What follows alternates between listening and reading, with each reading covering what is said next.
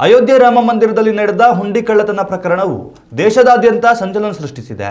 ಈ ಗಂಭೀರ ಪ್ರಕರಣದ ಎಫೆಕ್ಟ್ ಕರ್ನಾಟಕಕ್ಕೂ ತಟ್ಟಿದ್ದು, ರಾಜ್ಯದಲ್ಲಿ ಇಂತಹ ಘಟನೆಗಳು ನಡೆಯದಂತೆ ರಾಜ್ಯ ಸರ್ಕಾರ ಹೈ ಅಲರ್ಟ್ ಆಗಿದೆ.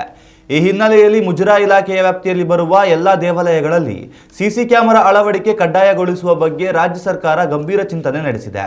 ಬೆಳಗಾವಿಯ ಸುವರ್ಣಸೌಧದಲ್ಲಿ ನಡೆದ ಸಭೆಯ ಬಳಿಕ ಈ ವಿಚಾರವಾಗಿ ಖುದ್ದು ಮಾತನಾಡಿದ ಸಿಎಂ ಡಿಕೆ ಶಿವಕುಮಾರ್, ಭಕ್ತರ ನಂಬಿಕೆ, ದೇವಾಲಯಗಳಲ್ಲಿ ಆಡಳಿತದ ಪಾರದರ್ಶಕತೆ ಕಾಯ್ದುಕೊಳ್ಳುವ ಅನಿವಾರ್ಯತೆ ಎದುರಾಗಿದ್ದು, ರಾಜ್ಯದ ಎಲ್ಲಾ ದೇಗುಲಗಳಲ್ಲಿ ಸಿಸಿ ಕ್ಯಾಮೆರಾ ಅಳವಡಿಕೆಗೆ ಕಡ್ಡಾಯಗೊಳಿಸುವ ಬಗ್ಗೆ ಗಂಭೀರವಾಗಿ ಯೋಚಿಸುತ್ತಿದ್ದೇವೆ ಎಂದಿದ್ದಾರೆ.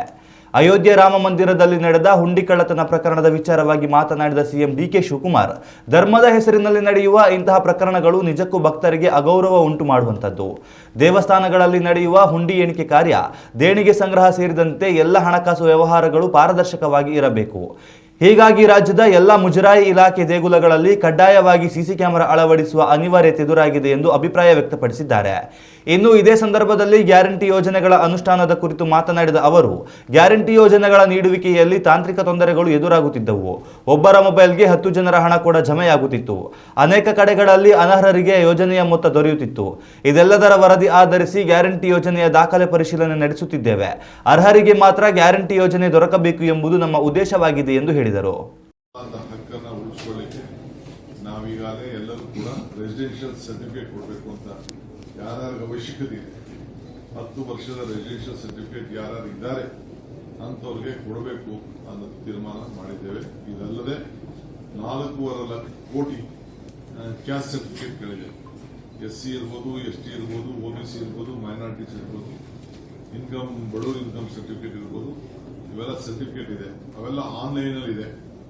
ಆನ್ಲೈನಲ್ಲೂ ಕೂಡ ಪಡ್ಕೊಳ್ಳಿಕ್ಕೆ ಅವಕಾಶ ಮಾಡಿಕೊಟ್ಟಿದ್ದೇವೆ. ಯಾರಿಗೆ ರೆಸಿಡೆನ್ಷಿಯಲ್ ಸರ್ಟಿಫಿಕೇಟ್ ಬೇಕು ಅವರು ಕೂಡ. ನಾನು ಮುಜರಾಯಿ ದೇವಸ್ಥಾನ ಎಲ್ಲಾ ದೇವಸ್ಥಾನಕ್ಕೂ CCTV ಉಂಡಿಗಳಿಗೆ CCTV ಹಾಕಬೇಕು ಅಂತ ಹೇಳಿದ್ದೇನೆ. ಹಣ ಕಲೆಕ್ಟ್ ಮಾಡುವಾಗ, ಹಣ ತಂದು ಯಾರು ಹಾಕ್ಬೇಕಾರೆ, ಹಣನ ಬಿಚ್ಚಬೇಕಾರೆ, ಹಣನ ಅಳತೆ ಮಾಡ್ಬೇಕಾದ್ರೆ ಎಷ್ಟಿತ್ತು ಏನು ಅಂತ ಹೇಳಿ CCTV ಹಾಕಿ ಡೆಪ್ಟಿ ಕಮಿಷನರು ಮತ್ತು ಸೂಪರಿಂಟೆಂಡೆಂಟ್ ಆಫ್ ಪೊಲೀಸ್ ಎಲ್ಲರೂ ಕೂಡ ಒಂದು ಮಾನಿಟರಿಂಗ್ ವ್ಯವಸ್ಥೆನ ಮಾಡ್ಕೊಳ್ಬೇಕು ಅಂತ ಹೇಳಿ ಒಂದು ಮಾರ್ಗದರ್ಶನವನ್ನು ಕೊಟ್ಟಿದೆ. ಉತ್ತಮ ಸಂಸ್ಕಾರಯುತ ಶಿಕ್ಷಣದೊಂದಿಗೆ VSS English medium CBSE school, Udupi Muddur. ನರ್ಸರಿಯಿಂದ 10ನೇ ತರಗತಿವರೆಗೆ ಶಿಕ್ಷಣದ ಜೊತೆಗೆ 5ರಿಂದ 10ನೇ ತರಗತಿವರೆಗಿನ ವಿದ್ಯಾರ್ಥಿನಿಯರಿಗೆ ಉತ್ತಮ ಹಾಸ್ಟೆಲ್ ಸೌಲಭ್ಯವೂ ಇದೆ.